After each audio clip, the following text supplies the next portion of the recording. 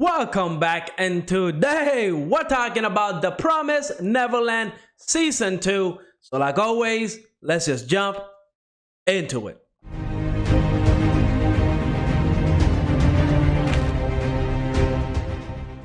I absolutely loved The Promised Neverland Season 1, so I was really excited about Season 2, and it's finally here. In the first episode, what an episode. It delivered on everything that I wanted to see. It was pure awesomeness in anime. I cannot wait to see more of this world. I know whenever they announced the manga was ending, I really wanted to go read the manga, but since I plan on doing, videos for this anime, I kind of held off because I don't want to have to tippy-toe around spoilers and stuff like that. I really want to be able to do my own theories for each episode and see what's going to happen, see what I'm right about, see what I'm wrong about. So I am anime only, and I cannot wait to see what this anime is going to show, because from judging from episode 1, it was truly amazing. Now, before we talk what happened in this episode, let me remind you to like and subscribe. It definitely helps the channel out. But let's talk about The Promised Neverland, because this episode opened up with a banger. I mean, all the children, they finally escaped, and they're all running from a huge monster. So just setting that sense of danger right off the bat. And I have to say, the quote that Emma said, saying that, freedom is beautiful, but it can also be cruel. I can kind of get behind that mentality. And honestly, if I can kind of tell you something about myself, when I was going through the military, the first 3 months that you're in there in boot camp, you really have no freedom, right? You're doing everything that they tell you to do. Every second of the day, you have no freedom to make your own choices. And once you get used to that, right, it's very easy to live. It's very easy to live because you don't have to think about anything. But once you get your freedom and you're allowed to do whatever you want, it's kind of hard. So I can't even imagine what these kids are going through, right? Because their whole life, they've been raised to be cattle. And now that they're free, they have to learn how to survive in this world that's very, very cruel. And it's definitely very, very hard to survive in. And they have no idea how to do it. They're kind of just winging it at this point, right? They just know that being outside in the wilderness is better than being inside of the orphanage, where they're essentially being raised to be cattle. So it was a great start. Definitely put that sense of danger in the first episode, and I absolutely loved it. Now, whenever we finally get a break, whenever we see Emma, and it was kind of like a flashback, right? Because we see that the beginning of the episode, that happened later on in the episode. But it was like a good way to show that,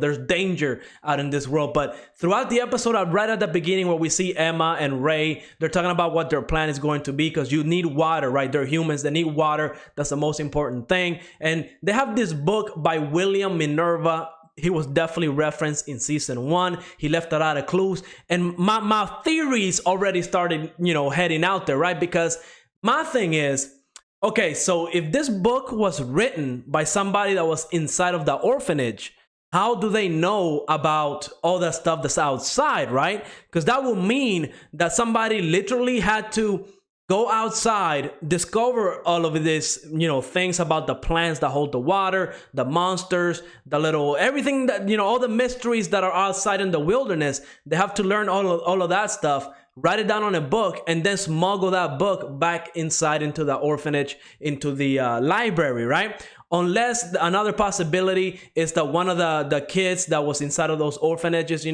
they met somebody from the outside world, and that person never escaped. They just kind of talked to each other, passed along information, and they sacrificed their life to write that book. That could be another possibility. But I cannot wait to meet that William Minerva. I mean, I'm sure that person is going, I just want to know how they did it, how they were managed to get that book inside of the orphanage for the kids to find it and kind of lead them outside. Because we see that, Ray, everybody essentially is surviving because of that book. So great stuff. Now, we do know where William Minerva is at. They were able to decode the pen with the hologram. They were able to do all of that with Morse code. Again, we know Emma and Ray, they're definitely top tier characters. I mean, they're very smart. They will be able to figure all that stuff out.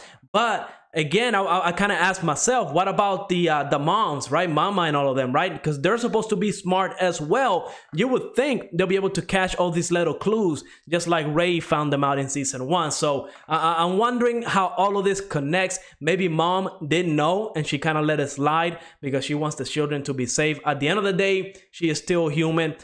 She just did what she had to do in order to survive.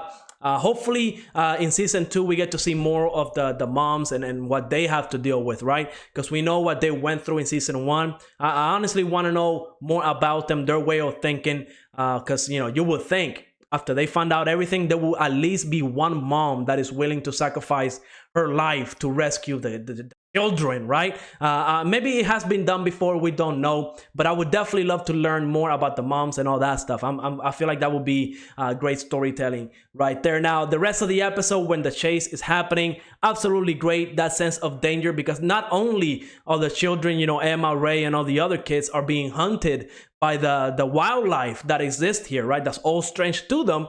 Demons are also coming after them. And that's a big deal because they're going to bring them back to, be cattle once again. And when Ray got separated from the rest of the group, I was like, I mean, he's the main character. He's not going to die anytime soon. But honestly, I feel like this episode would have been perfect if at the very least 1 or 2 children would have died in the escape. Because let's be realistic now, right? They're in a completely strange world. They don't know how it works. Yes, they have that book with them, but if you don't have time to reference the book to discover all these different things, I feel like it would have just been perfect. Really, just show us, the viewers, how dangerous this world is, especially if you don't know the rules of the wilderness, right? I feel like it would have been perfect if at least 1 or 2 of the children would have gotten lost and would have been sacrificed or died in the escape. I feel like that would have been perfect, but it doesn't mean that the episode was bad, right? Because overall, all the information that we learned, the pacing of the episode, everything was great. I felt the sense of danger when Ray was running away. I was like, yo, like this dude needs to get away. Can you imagine if Ray would have gotten captured and sent back? Like, it would have been game over for him.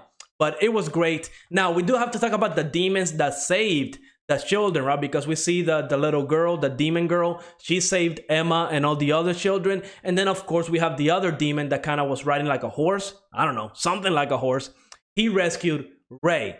We don't know why those demons are there. We don't know why they're rescuing the children, the humans, right? It doesn't seem to follow the storyline that we've been told in season 1, where like the demons, they eat humans.